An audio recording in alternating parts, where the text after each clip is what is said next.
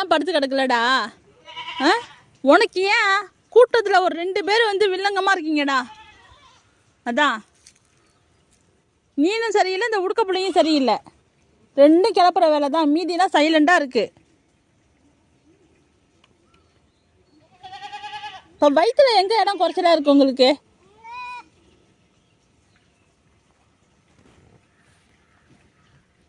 சத்தம் கேட்டக்கூடாது, ஆள் எங்கேயும் போயிடக்கூடாது, உடனே போகணும் பின்னாடியே.